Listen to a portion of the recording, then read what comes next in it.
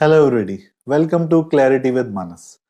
आज का जो टॉपिक है ना, वैसे तो काफी सिंपल है, बट दूसरी तरफ से देखा जाए तो काफी डीप भी है। और अगर आपने इसको समझ लिया, इस न्यूएंस को, तो भले ही आपको शायद पैसा या बहुत ज्यादा फाइनेंसेस ना मिले, बट कहीं ना कहीं आपको एक क्लैरिटी, एक सुकून सुकून जरूर मिलेगा अपने फाइनेंसेस के बारे में।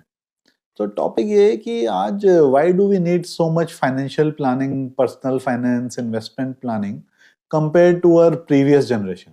तो अगर आप देखेंगे अपने पहले की जनरेशन के, अपने फादर की जनरेशन के बारे को, तो उन्होंने इतनी फाइनेंशियल प्लानिंग, इतनी इन्वेस्टमेंट प्लानिंग कभी करी नहीं। और आपने बचपन में भी नहीं सुना होगा कि बहुत ज्यादा इन्वेस्टमेंट की, फ्यूचर इन्वेस्टमेंट की प्लानिंग करी हो आपके फादर ने कि आज से 20 साल बाद मेरे पास कितने रुपए हो जाएंगे, या फिर आज मैं कितने परसेंट इन्वेस्ट कर रहा हूँ, कहाँ कितना मुझे रिटर्न मिल जाएगा फ्यूचर में। इतनी ज्यादा फाइनेंशियल प्लानिंग प्रीवियस जनरेशन ने करी नहीं होगी। और आपके फादर ने भी, आई एम श्योर, जब आप छोटे थे आपने कभी सुना नहीं होगा उनको इस टाइप से प्लानिंग करने की।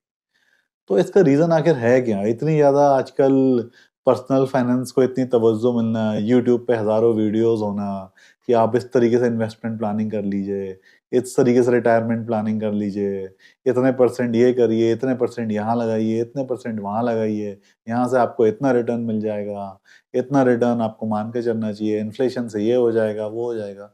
इतनी ज्यादा प्लानिंग आजकल लोग कर क्यों रहे हैं, और इतनी ज्यादा प्लानिंग के वीडियोस बन क्यों रहे हैं, और जो लोग हैं इनको देख क्यों रहे हैं? इसका रीजन है क्या? क्या आपने सोचा है कभी? तो ये जो रीजन है ना, मैं आपको क्लियर करता हूँ। है बहुत ही सिंपल, सुनने में हो सकता है आपको लगा रहे ये क्या रीजन है, बट एक्चुअली ये थोड़ा डीप भी है। तो रीजन बहुत ही सिंपल है कि आज की generation compare to previous generation, जो उनका सेविंग का परसेंटेज है ना, जितनी उनकी इनकम है उसके अगेंस्ट वो सेव कितना करते हैं, वो काफी कम हो गया कंपेयर टू प्रीवियस जनरेशन। तो क्योंकि सेविंग हो गई कम और खर्चे हो गए ज्यादा, तो जितनी सेविंग बची उसको किसी तरीके से इन्वेस्ट करके, किसी तरीके से प्लान करके, हमें बस यही लगता है कि इस बचे हुए थोड़े से पैसों को हम कहाँ पर इन्वेस्ट करते हैं, कहाँ से हमें बेस्ट रिटर्न्स मिल जाए, कैसे हम अपने जो है इतनी अच्छी प्लानिंग कर लें कि हमारे पास कुछ सालों बाद काफी पैसे हो जाए। तो इसको अगर मैं एक एक्सट्रीम एग्जांपल से समझाता हूँ, अगर मान लीजिए आप महीने के कमाने लगे 1 करोड़ और आपका खर्चा है 2 लाख रुपए, तो आपको क्या कोई फाइनेंशियल प्लानिंग करने की जरूरत है? आई डोंट थिंक सो, कोई फाइनेंशियल प्लानिंग करने की जरूरत है। आप बस हर महीने अपना काम करते रहिए और ये 1 करोड़ रुपए कमाते रहिए और 2 लाख रुपए खर्च करते रहिए। आई एम श्योर आपको कोई भी ज्यादा कुछ प्लानिंग करने की जरूरत नहीं है। तो पहले के टाइम पे क्या था कि लोग जितना कमा रहे थे ना, उसका एक सिग्निफिकेंट परसेंटेज सेव कर रहे थे और उन सेविंग्स को एफडी में लगा दें, बैंक में रखे रहें, या कभी थोड़े पैसे हो जाएं तो कहीं दूर, घर शहर से दूर कोई प्लॉट खरीद लें जो सालों साल में कुछ बढ़ता रहेगा। इस टाइप की बस सिंपल इन्वेस्टमेंट से ही लोगों का काम हो जाता था, क्योंकि आपकी जो सेविंग्स है उसमें से एक पर्टिकुलर पोर्शन जो है, जो सॉरी आपकी जो अर्निंग्स है उसमें से एक पर्टिकुलर सिग्निफिकेंट पोर्शन सेव हो रहा था। और जिस लेवल से आपकी से अर्निंग बढ़ रही थी, उतने ज्यादा लेवल से आपके खर्चे नहीं बढ़ रहे थे। बस आज के टाइम पे इस टाइप से लोगों के एस्पिरेशनल खर्चे हो गए हैं। बड़ी गाड़ी खरीदना, बड़े घर में रहना, जो हो सकता है आपकी अर्निंग्स जिस तेजी से बढ़ रही हो उस तेजी से आपकी लाइफस्टाइल के जो खर्चे हैं वो उससे और ज्यादा तेजी से बढ़ रहे हो। आपकी सैलरी डबल हुई ना हुई हो, बट आपकी गाड़ी की जो कॉस्ट है वो हो सकता है ज्यादा जल्दी डबल हो जाए। और ईएमआईज की वजह से लोगों को लगता है कि जिस लेवल पे वो हैं उस लेवल से थोड़ा ऊपर की भी चीजें खरीद सकते हैं। तो वो कुछ काफी सारी चीजें ईएमआईज पे लेके उससे एक एक लेवल ऊपर की चीजें खरीद लेते हैं। और धीरे धीरे खर्चे इतने बढ़ जाते हैं कि सेविंग का रेट बहुत कम हो जाता है।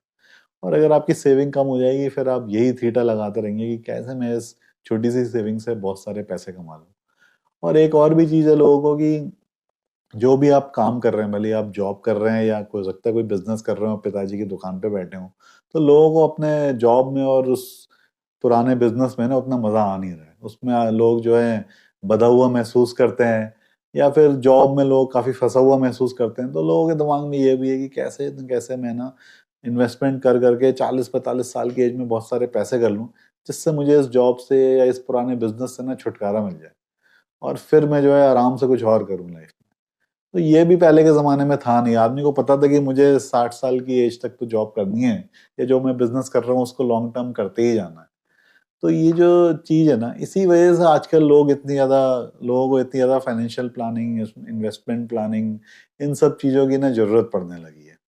तो इस बात को हम एक और एग्जाम्पल से भी समझते हैं। जैसे आजकल वेस्टर्न कंट्रीज में एक प्रॉब्लम आ रही है पॉपुलेशन डिग्रोथ की, कि लोग उतने पैदा नहीं हो रहे जितने लोग मर रहे हैं। और ये प्रॉब्लम आई एम श्योर कुछ सालों बाद इंडिया में भी आ सकती है, 10-15 सालों बाद। तो जो लोग हैं उतने बच्चे पैदा नहीं कर रहे हैं जितने लोगों की डेथ हो जा रही है हर साल। तो पॉपुलेशन मेंटेन करने के लिए सरकारें बहुत कुछ प्लान कर रही है, लोगों को इंसेंटिव दे रही है बच्चा पैदा करने के लिए। कोई सेकंड बच्चा पैदा करता है या थर्ड पैदा करता है तो उसकी एजुकेशन फ्री, उसको बहुत सारे टैक्स में ब्रेक्स, या फिर इमिग्रेशन में बाहर से लोग आते हैं तो उनको अलाउ करना, बाहर के लोगों की सिटीजनशिप को या फिर परमानेंट रेसिडेंसीज को अलाउ कर देना। ऑस्ट्रेलिया, न्यूजीलैंड, कनाडा कुछ ऐसी कंट्रीज हैं जो इन सबको काफी अलाउ कर रही थी। ऑल्दो आजकल थोड़ा सा रिवर्स भी चल रहा है जियोपॉलिटिकल थिंग्स में, बट कीपिंग दैट असाइड, इस टाइप के प्लानिंग लोगों को बहुत सारी करनी पड़ रही है अपनी पॉपुलेशन को मेंटेन करने के लिए, ग्रोथ करने के लिए। बट वही लोग अगर बच्चे पैदा करते रहे देश में तो आई एम श्योर कोई पॉपुलेशन इंक्रीज करने के लिए ज्यादा कुछ प्लानिंग करने की जरूरत नहीं है। सो इसी तरीके से आज के टाइम पे फाइनेंशियल प्लानिंग हो गई है। अगर आप अपनी इनकम को ग्रो करते रहेंगे और अपनी सेविंग्स को इनकम के प्रोपोर्शन में रखेंगे तो बहुत ज्यादा कुछ कॉम्प्लेक्स फाइनेंशियल प्लानिंग करने की जरूरत नहीं है।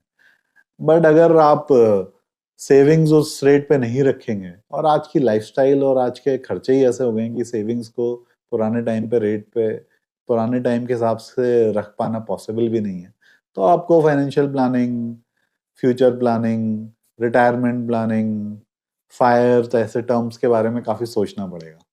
सो इन्वेस्टमेंट्स अच्छी चीज है, इन्वेस्टमेंट्स को करते रहिए, रोकिए नहीं, इन्वेस्टमेंट्स के बारे में सीखिए भी जरूर। बट रिमेंबर कि इनकम को इंक्रीज करना, इस पे भी आप फोकस करिए, और अपनी सेविंग्स को हमेशा अपनी इनकम के प्रोपोर्शन में देखिए, और कोशिश करिए कैसे आप इनकम्स को और अपनी इंक्रीज कर सकते हैं। और अपनी प्रीवियस जनरेशन से सीखिए कि जितनी इनकम है उसी के हिसाब से खर्चे हैं और उसी के हिसाब से सेविंग करें। तो यही था आज का वीडियो।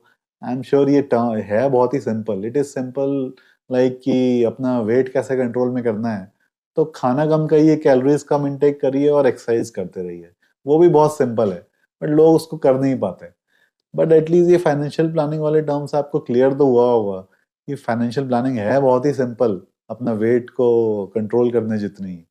बट प्रैक्टिकली करना उतनी ही डिफिकल्ट है जैसे कि वेट कंट्रोल करना, क्योंकि जो लोग वेट जिनका इंक्रीज हो जाता है वो आसानी से वेट लॉस भी नहीं कर पाते। इसी तरह फाइनेंशियल प्लानिंग सुनने में तो बहुत सिंपल है बट एक्चुअली में हो नहीं पाती है। सो आई एम श्योर ये टॉपिक आपको ठीक लगा होगा। ऐसे और टॉपिक्स अगर आप चाहते हैं तो प्लीज़ कमेंट बॉक्स में लिखिए, वीडियो को शेयर करिए, लाइक करिए, अपने दोस्तों को भेजिए, और चैनल को सब्सक्राइब करिए, और अपने जानने वाले से भी बोलिए कि इस चैनल को सब्सक्राइब करें। Thank you very much, that's all for today.